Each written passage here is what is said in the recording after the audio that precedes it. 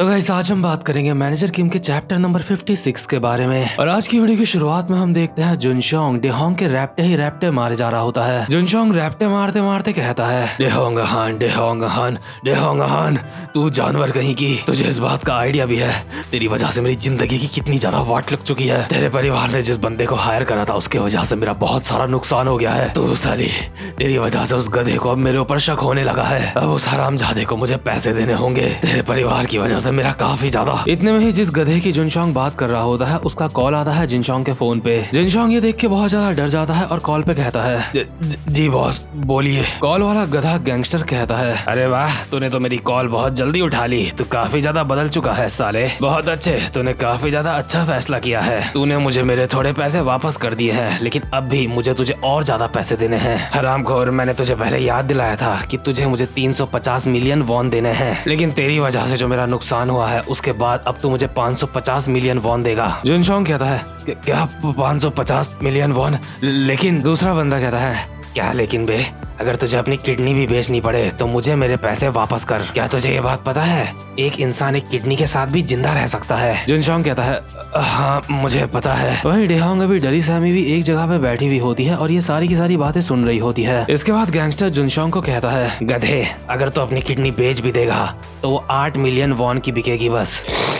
आखिर तो बाकी के 500 मिलियन वॉन कैसे देगा? ओए जुनशोंग, मेरे पास एक आइडिया है, मेरे साथ मिलके एक छोटा सा बिजनेस क्यों नहीं करता तू? जुनशोंग कहता है, क्या एक बिजनेस? आखिर किस तरीके का बिजनेस? गैंगस्टर कहता है, हाँ एक बिजनेस। तुझे पता है मेरे पास एक काफी ज्यादा अच्छा आइडिया है पैसा कमाने का। वैसे भी लोग बिजनेस इसलिए ही करते हैं ताकि वो पैसा कमा सके। जुनशोंग को समझ आ जाता है कि गैंगस्टर क्या बोल रहा है, इसलिए वो राजी हो जाता है उसके साथ बिजनेस करने के लिए। गैंगस्टर कहता है, बहुत बढ़िया जुनशोंग, तू तो एक असली मर्द निकला। और जो बिजनेस इन दोनों को साथ में करना होता है वो डेहोंग से रिलेटेड होता है। जुनशोंग डेहोंग की तरफ देख रहा होता है और कॉल कट करते हुए कहता है, ठीक है तो मैं अपना काम शुरू करता हूँ। हे डेहोंग, आखिर हमें एक दूसरे को जानते हुए कितना समय हो चुका होगा? डेहोंग बेचारी दर्द भरी आवाज में कहती है, हमें लगभग 33 डेज हो चुके होंगे। आखिर तुम क्यों पूछ रहे हो? जुनशोंग डेहोंग के बगल पे आके बैठ जाता है और अपने सर पे हाथ लगा के कहता है, 33 डेज, हाँ तुमने सही कहा, 33 डेज हो चुके हैं। डेहोंग, क्या तुम ठीक हो? तुम्हें कोई दिक्कत तो नहीं हो रही है? डेहोंग को समझ नहीं आता कि अब तक तो ये बंदा डेहोंग को मार रहा था, अचानक से ये क्यों पूछ रहा है ऐसा। तभी जुनशोंग कहता है, वेल, हम दोनों ने एक साथ पूरे 33 डेज बिताए हैं, इसलिए मैं ये पूछ रहा हूँ। अब जब मैं इन सारी बातों के बारे में सोचता हूँ तो मुझे ऐसा लगता है मैंने तुम्हारे साथ बहुत ही गलत बर्ताव किया है। मुझे लगता है हमारी बस बुरी यादें ही हमारे पास हैं। डेहोंग बेचारी और बेवकूफ इतनी सी ही बात में पिघल जाती है और जुनशोंग के कंधे में सर रख के कहती है, नहीं तुम इतने भी ज्यादा बुरे नहीं हो। तुम्हें अभी अभी जिसने कॉल करा था वो वही गैंगस्टर था, है ना? हे जुनशोंग, क्योंकि मैं घर वापस नहीं जा सकती, चलो हम दोनों साथ में भाग चलते हैं। जुनशोंग थोड़ा सा प्यार से बोलने की कोशिश करते हुए कहता है, डेहोंग हान डेहोंग हान। और अचानक से डेहोंग की गर्दन पकड़ लेता है और कहता है, डेहोंग हान, मुझे तुम्हारी मदद चाहिए।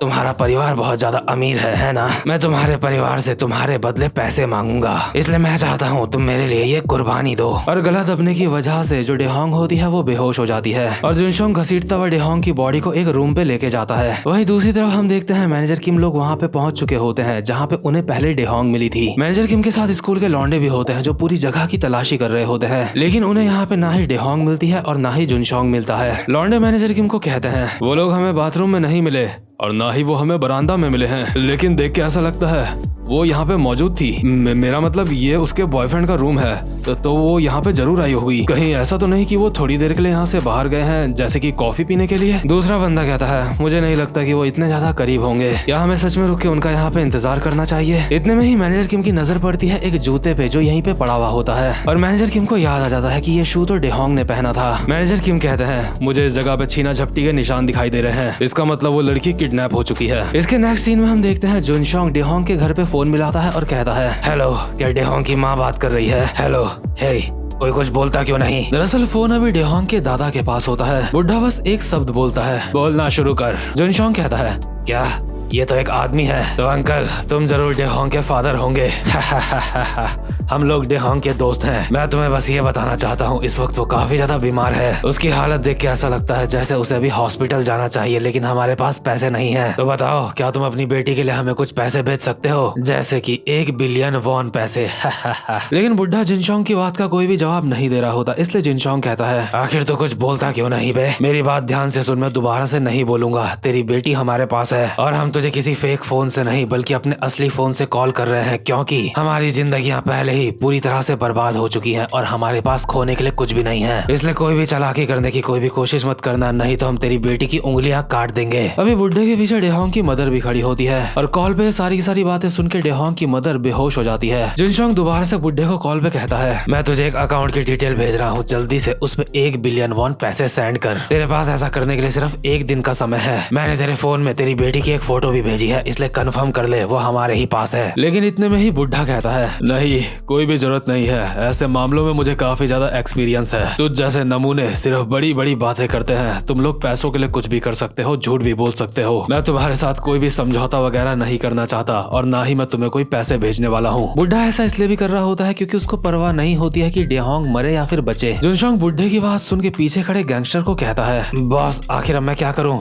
क्या मैं फोन काट दूं? लेकिन गैंगस्टर जिनशोंग की गर्दन में चाकू लगाता है और कहता है तू फोन काट और मैं तेरी गर्दन काट दूंगा। चुपचाप से बात करता रहे और उसे ऐसा बिल्कुल भी मत दिखा जैसे तू ये पहली बार कर रहा है। जिससे तू बात कर रहा है वो हरामजादा सोच रहा है कि तू कोई मजाक है। जाके उस लड़की की एक उंगली काट दे, ये साबित करने के लिए कि तू कोई मजाक नहीं कर रहा है। और फोन वाले बंदे से पूछ कि आखिर तेरी किससे बात हो रही है। हो सकता है वो उस लड़की का बाप हो, इसलिए चालाकी करने की कोशिश कर रहा है। उसे कह कि लड़की की मदर को फोन पे ला। अभी बुड्ढे का एक गार्ड डेहोंग की मदर को जमीन से उठाता है और बुड्ढे को कहता है सर क्या सब चीज ठीक है? लेकिन बुड्ढा भी काफी ज्यादा चिल्लाता है और कहता है नहीं, कोई दिक्कत वाली बात नहीं है, छोटा मोटा मामला है। कॉल वाला बंदा कह रहा है कि वो डेहोंग का दोस्त है। मुझे लगता है कि डेहोंग भी उन्हीं के साथ मिलके हमें बेवकूफ बनाना चाहती है। वहीं जो जिनशोंग होता है गैंगस्टर को बोल रहा होता है बॉस लेकिन रुको, डेहोंग के बाप से बात करके हमारा ज्यादा फायदा है। हमें उसकी मदर से बात नहीं करनी चाहिए। डेहोंग ने मुझे बताया था कि उसकी माँ उसके बाप को धोखा दे रही है। डेहोंग का घर से भागने का रीजन भी यही था क्योंकि उसकी माँ उसके बाप को धोखा दे रही थी। गैंगस्टर कहता है ये किस तरीके का परिवार है बे? वो सब छोड़, लेकिन तू बात करता रहे उससे। और वहीं इन दोनों की बातें कॉल पे बुड्ढे ने भी सुन ली होती है, जो कि ये सुन के काफी ज्यादा हैरान हो जाता है। और गैंगस्टर जिनशोंग को बोल रहा होता है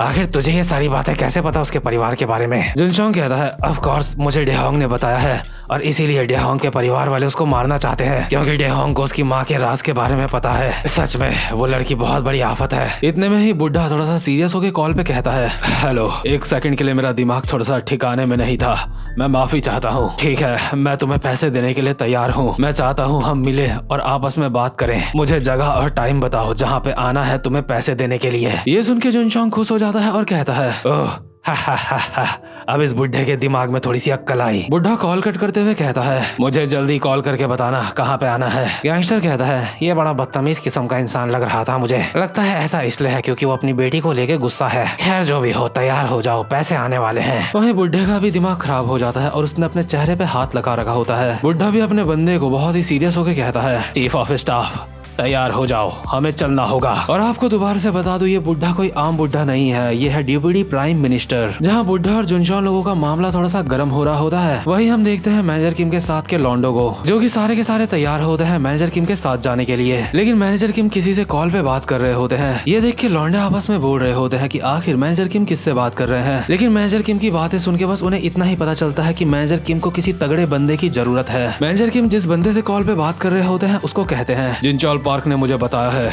कि तुम हमारी मदद कर सकते हो। दूसरा बंदा भी कार चला रहा होता है और मैनेजर किम को कहता है इसके पीछे की एक कहानी है। जिनचोल पार्क अचानक से मेरे पास आ गए थे और उन्होंने मेरे सामने एक अजीब सा ऑफर रखा।